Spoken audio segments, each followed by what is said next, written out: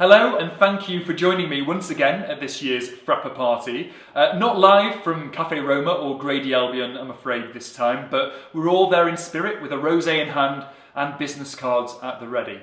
I'm David, for those of you I don't yet know, and I work for K7 Media, a consultancy dealing in global TV intelligence based right here in Manchester in the UK. We provide our clients with research and analysis on programming all around the world. So I'm here today to, as this slide suggests, deliver a trends overview of what's trending in the global formats market, both right in the here and now and also what we envisage audiences will react to going forward as well. So I have three themes for you today which I'll highlight along the way, but as for a way of introduction, I just wanted to do a little bit of scene setting. So at the beginning of the worldwide lockdown, we saw broadcasters and producers all around the world opt for the lowest common denominator, the now much maligned Zoom TV show. But as expected, audience interest very quickly began to wane, being replaced with shows that pulled them from the tedium of lockdown living. Shows that, in the words of Channel 5's Ben Frau, were warm, fuzzy and feel good. Cosy, familiar shows like the Great British Bake Off are proving hugely important. In September, the new series launch was the most watched episode since the show moved to commercial broadcaster Channel 4 in August 2017, with 6.9 million viewers tuning in live. It drew an enormous 50% share of 16 to 24-year-olds and a 58% share of 25 to 34-year-olds. Even better, that number consolidated up to 10.8 million viewers and a 38% share of the audience, making it the biggest Channel 4 broadcast since 1985. This shows that what audiences are craving right now is the familiar and the positive. I think the world is changing so rapidly and restrictions are continuously easing and tightening, and we no longer feel in control of things we used to take for granted. So there's a real comfort in what we know, whether that's a taste of nostalgia from an old drama, catching up with old friends, or brands we know we love and enjoy. So think of this as a kind of overall tone for what's to come. So that brings me on to my first theme of the session, which I'm calling Something to Smile About.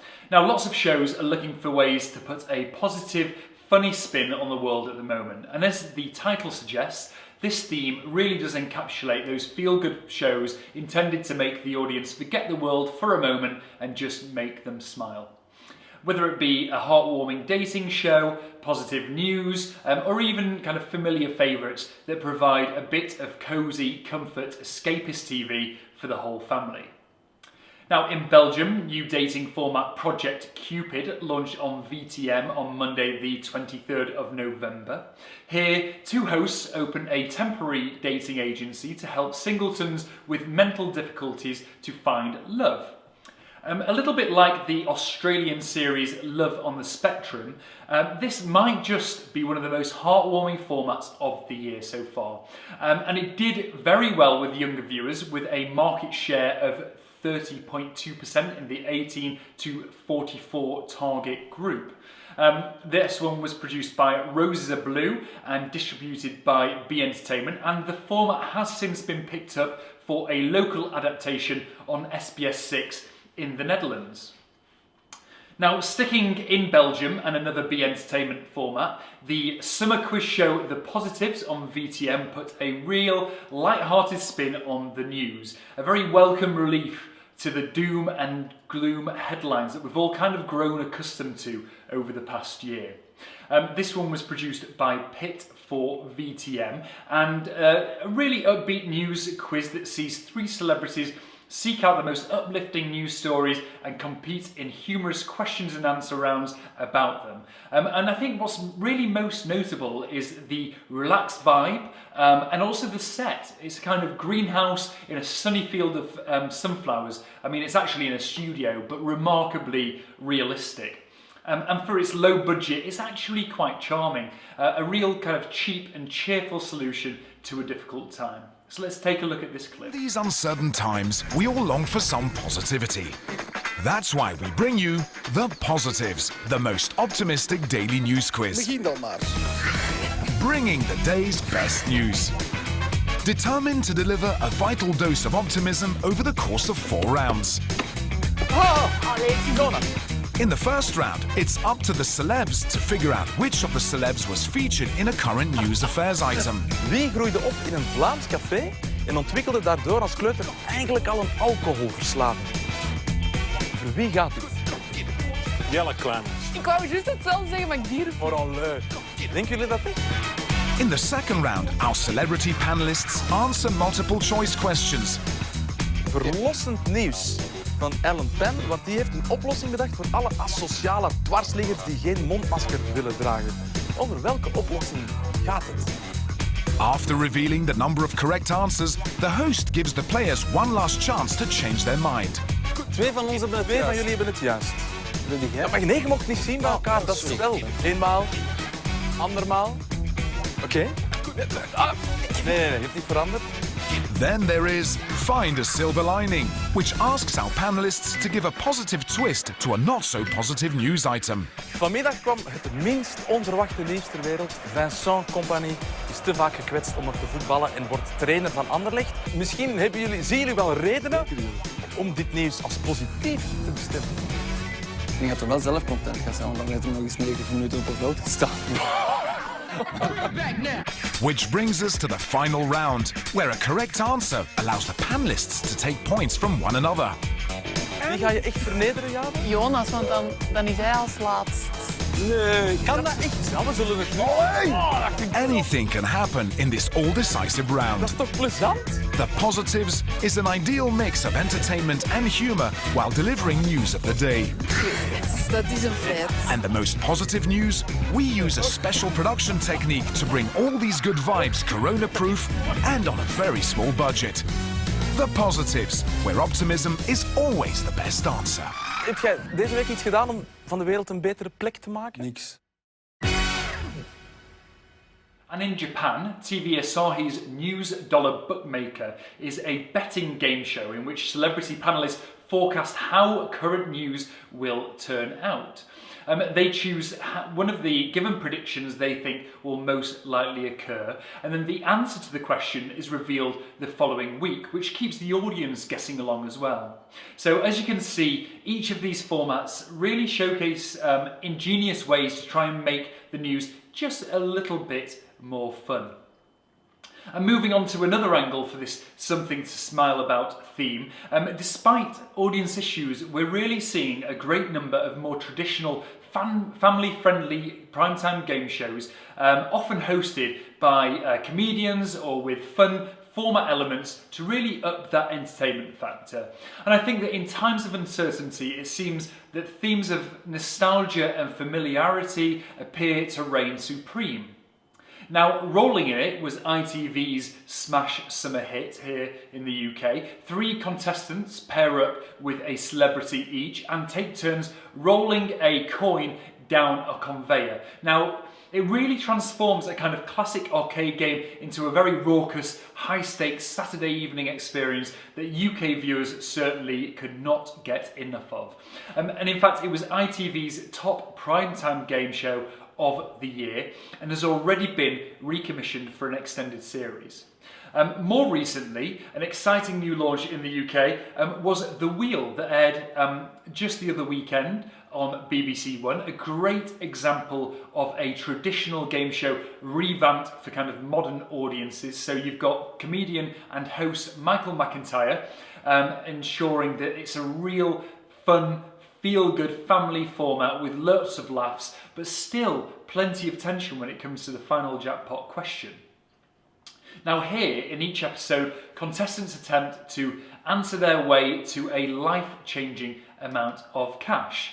Now they are, of course, aided by 7 celebrity experts who are spun around on this ginormous titular wheel, and if the contestants answer incorrectly, they are thrown off the wheel and give one of the other players a chance to play for the jackpot. Now, episode 1 drew 5.5 million viewers, which equated to a 28% share of the audience, well above the 20% slot average. And the format has already picked up plenty of international attention, with Warner Brothers acquiring distribution rights around the world. So here is a clip to give you a better idea of that. I'm Michael McIntyre, and I have reinvented the wheel!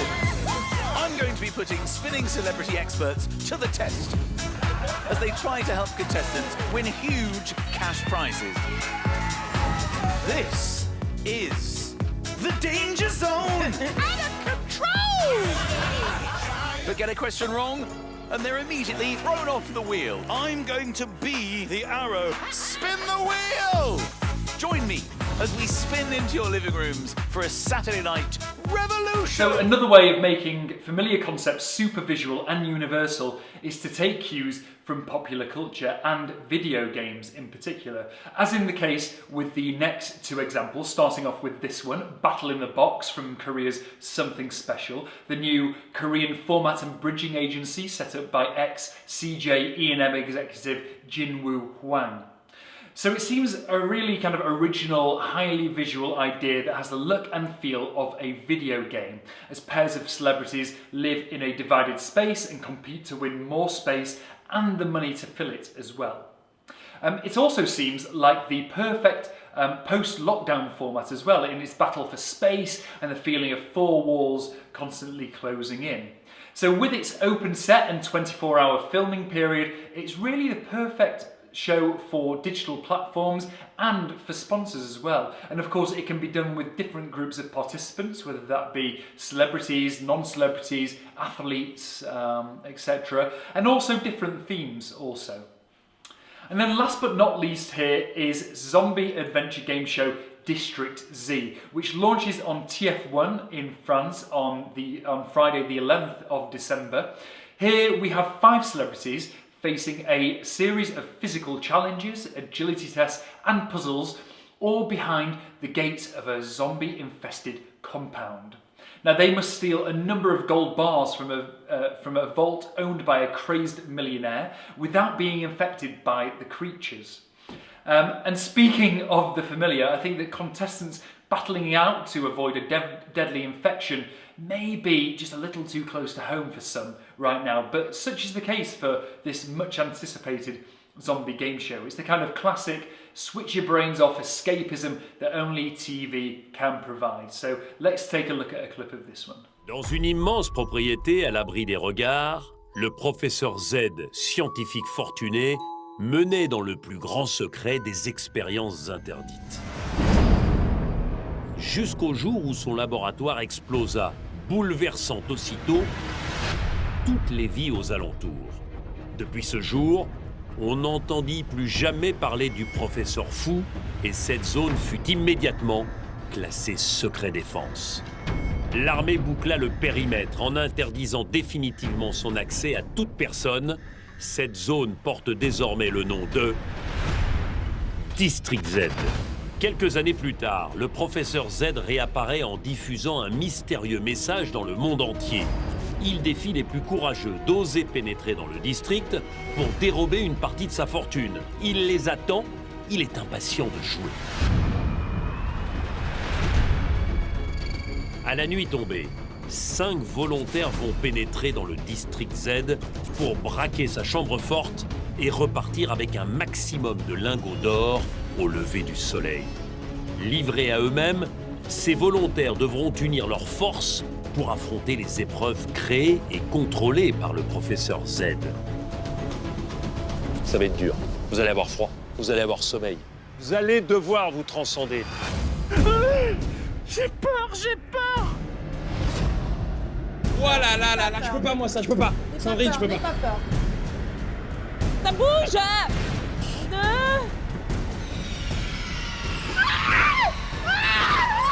Ça va aller, Steph, ça va aller. Pour l'emporter, ils devront aussi échapper aux différentes créatures qui peuplent le district. Certaines sont là pour les perturber. Ça bouge! Ah putain! Mais vous êtes sérieux? D'autres pour les mettre au défi. Le petit chaperon rouge. La tronçonneuse! Ah, fais-moi les malins! Mais la majorité, les zombies, sont là pour voler leur vie. Au secours! Armageddon! Arrête-toi! Je la tiens! Dégage! Faites attention aux zombies! Attention, mets-toi sur le côté! Protégez votre vie! Attention, ta vie! Non, il s'est fait choper la vie!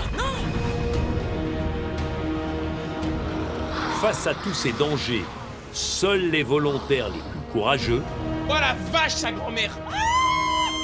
J'ai trop le vertige, putain! les plus solidaires, Battez-vous! Bruno, viens m'aider, s'il te plaît! Vas-y, tu sais quoi, je m'occupe de lui! Faut m'aider là!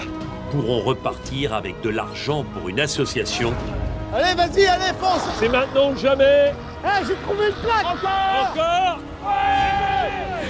et sortir indemne du District Z. Non!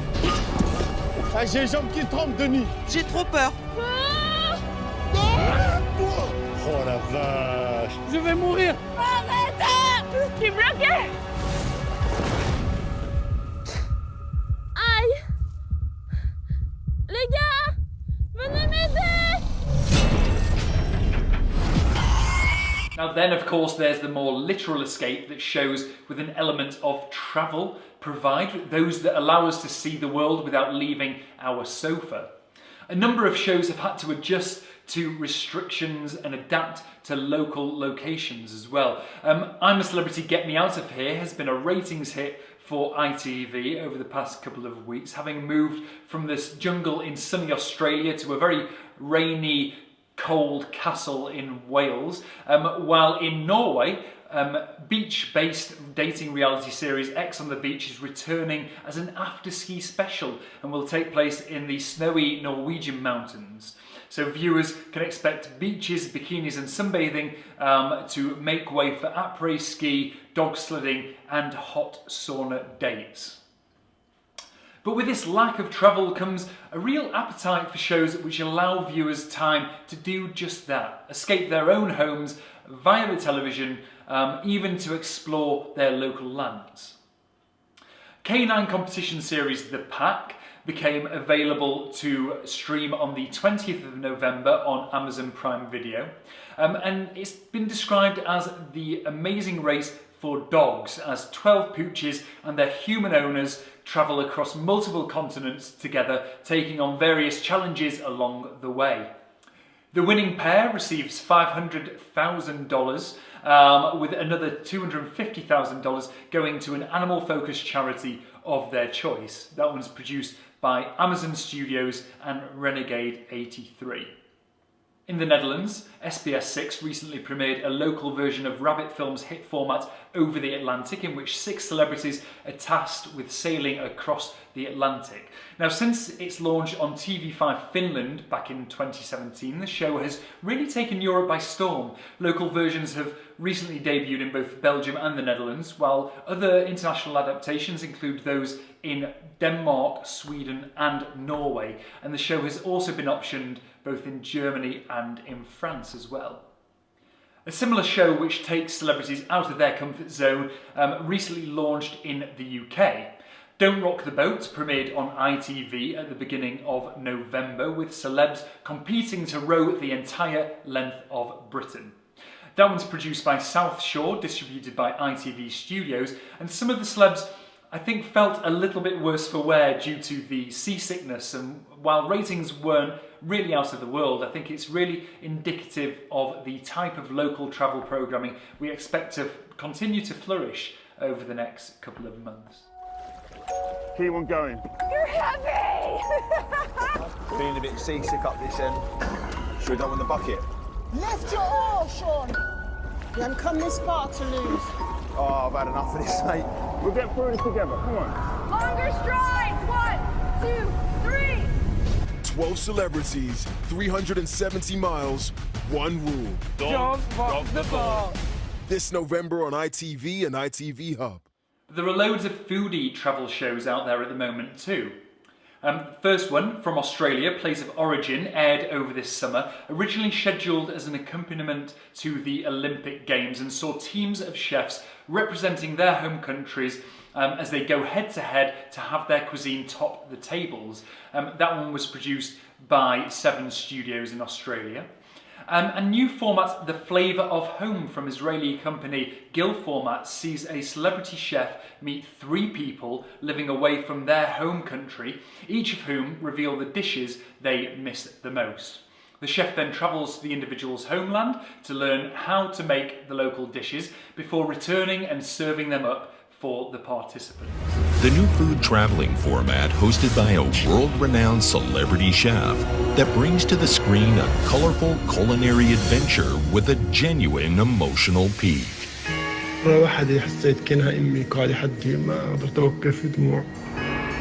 Presidente. Hola, ¿qué tal? In each self-contained episode, our chef will meet 3 individuals from one motherland, a different country in each program. Soy Usuñón, soy coreana. All of them have set their homes in this country, our country, many years ago. 요즘에는 아주 빠에야도. I'm working as an actress here in Spain. Soy maestro de taekwondo. And all of them are craving for the flavors of their native land. What is the dish that you most miss from Korea? 메밀 전병. Yo quiero las abuelas de mi pueblo que me cocinen. Then, the chef will embark on an amazing journey to that country. I'm not even sure how you eat this. He will search local markets and street food restaurants. That's the poshest street food I've ever seen in my life. Meet with local chefs, and most importantly, see if I can find the dish that I'm looking for.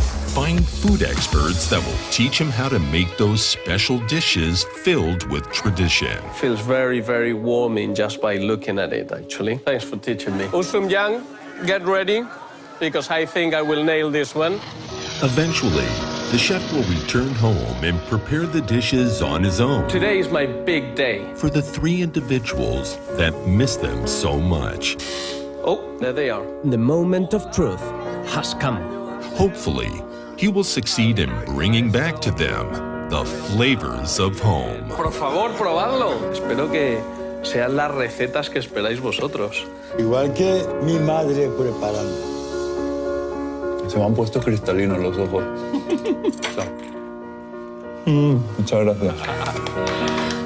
Muchas gracias. A ti. Curioso cómo está conectado el sabor de la comida con los recuerdos. Welcome to the tastiest trip down memory lane that brings to some viewers an insight to exotic dishes and to others, the flavor of home. The point I'm trying to demonstrate here is just how TV can help us to broaden our horizons and travel without travelling, which, when we're all stuck at home, is more crucial than ever. I love how this format blends your traditional food travelogue with a social angle covering the emotional stories of the immigrants and their acceptance into a new country, and of course the longing for the tastes and the flavours that remind them of home. Really simple, yet very effective. Which brings me nicely on to my 3rd and final theme of the session. I'm calling this the Great Global Restart, to encompass business shows and how communities are pulling together post-pandemic, but also, like, where can factual entertainment go from here on out? So behind-the-scenes business reality shows have long been a really popular factual genre. A great way to combine high-stakes drama with eye-opening insights into how familiar brands operate, and also some really useful take-home on how business and finance actually works. And in the middle of a global pandemic, all of those financial dramas and dilemmas and challenges are all magnified tenfold. A really intriguing opportunity is presented to see how business leaders and owners of all kinds will grapple with a truly unprecedented situation. Korean show Restaurant on 4 Wheels, which aired on TVN in South Korea back in May of this year, was a really successful show with celebrities setting up and running a food truck. Now, during the first Korean pandemic lockdown, the show switched to become a Restaurant on 2 Wheels, with a Michelin-starred chef and celebrity crew opening up a delivery-only restaurant this time.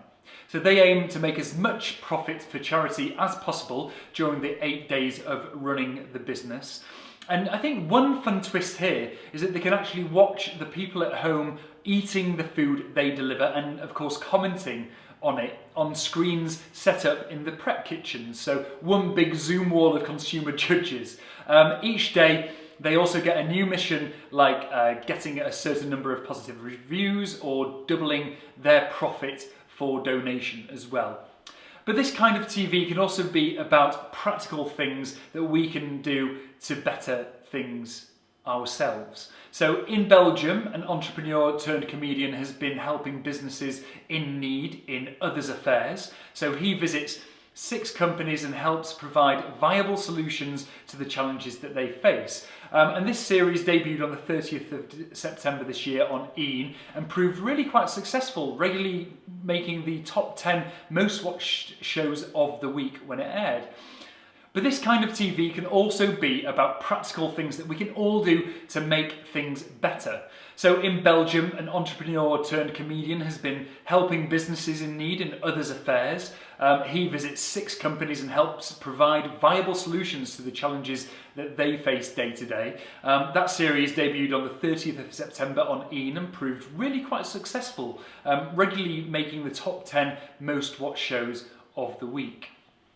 Moving on to the ways that factual entertainment is giving us all a helping hand right now, I think that despite the uncertainty created by the pandemic and production lockdowns, factual entertainment seems certain to benefit from the situation more than most other genres. The self-contained environments of many fact-temp formats were pointed to as really COVID-proof solutions to the production problems producers face to get shows made, while the kind of lighter escapist tones can also be a boon too for audiences. And it hasn't gone unnoticed, of course, like I said at the top of this presentation, that the Great British Bake Off was the first broadcast in 2008 during the last global recession, of course.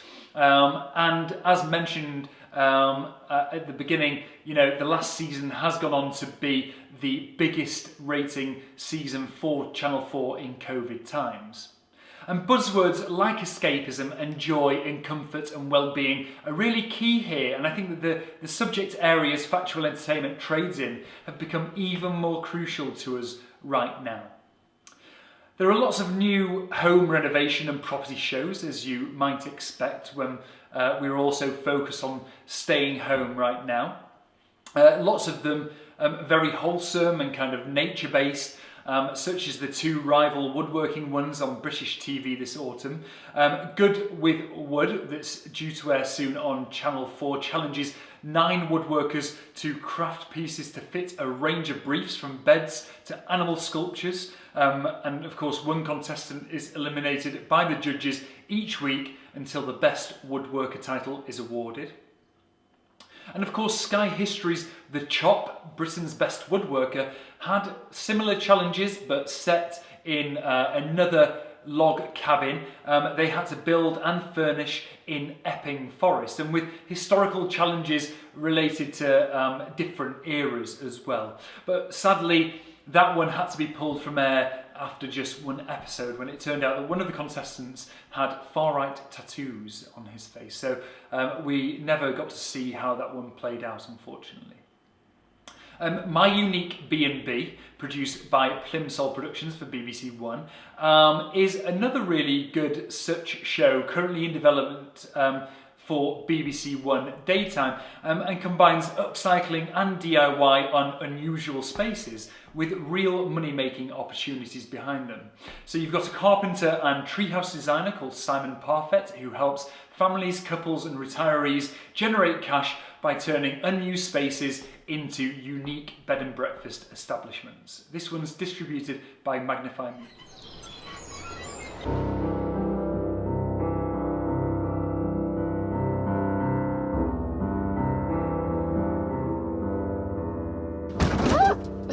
Yeah.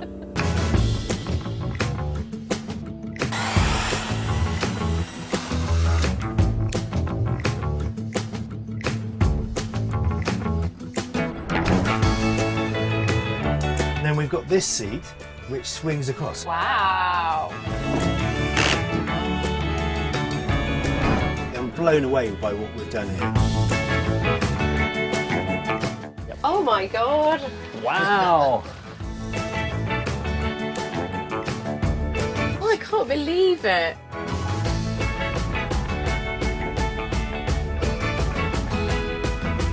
First thing you think about is, wow.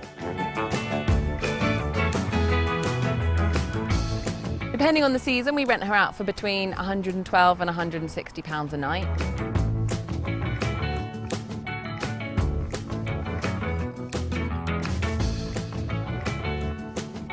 Incredible, incredible transformation.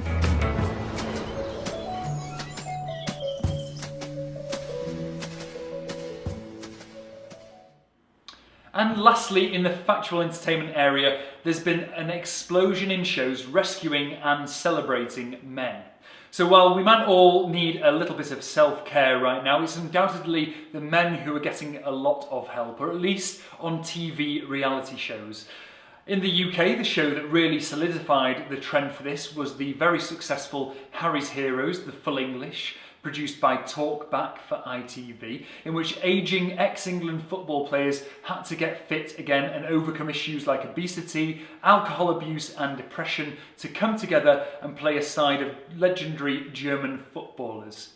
So internationally titled Match Fit, the latest adaptation of it launched in New Zealand last month, and it's been the show to prove that you can really attract a previously kind of quite elusive male audience to transformational factual entertainment genre. In the UK, Worker Bee and Green Door are developing a format called Fight School for BBC Two. That one's produced by Worker Bee and Green Door Pictures and distributed by Banijay, and sees the top actor Idris Elba, most well known for his role in the dark BBC drama Luther, who sets up an experimental fight school in London where 7 disadvantaged young adults are taught the discipline, focus and determination to help them transform their lives and steer them away from a life of crime. During the show they lived together, they trained together over 6 very intense months as they worked towards a really kind of big showcase finale. And then finally, at this year's virtual MIPCOM, Small World launched 50 Men, 50 Mats, in which yoga enthusiast Caleb Jude Packham sets out to help men to become the best versions of themselves. This is a really great example of the kind of entertainment with a purpose programming that is so hot right now, offering an example of self-help along the way as well. So you've got male yoga virgins who take part in a traditionally kind of female exercise, but on typically masculine terrain, such as football fields or military bases. And each episode focuses on 4 men from a pool of 50 male yoga novices. And it's the kind of wind down time after the yoga class when these men get together to talk about their transformative experiences. That's the kind of great male stereotype busting central feature of the show. And here is our final clip today. I hope you enjoy. What happens when 50 male yoga virgins get on the mat for the very first time? Well, you're about to find out in 50 Men, 50 Mats. I'm Caleb Jude Packham and I am the Wellness Warrior. Here's how the show works. I'll be hitting the road in my combi van, decked out with yoga kit and a juice bar.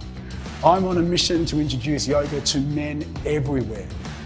In this 8-part series, we witness everyday men get out of their comfort zone as they experience the transcendental power of this 5,000-year-old practice. How do I feel about the first class? Slightly anxious, but it's good to be amongst other people who are new to it. I've always wanted to try yoga, but I've never had the commitment or the timing or the sort of easy in tuition. Every episode will focus on 4 men from different backgrounds, ages and circumstances. I'm going to get to know these guys in their world.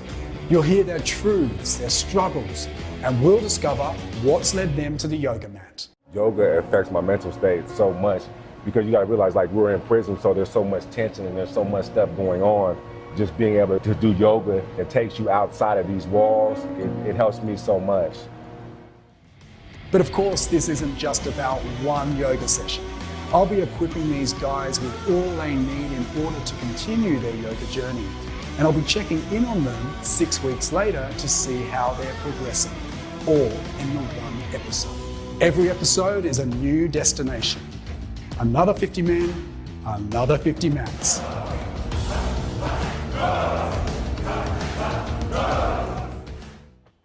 Well, that's all from me for today. I hope it's been interesting at the very least, inspiring perhaps at best. Please feel free to follow up with me if you should need to. My email should be on screen somewhere right about now.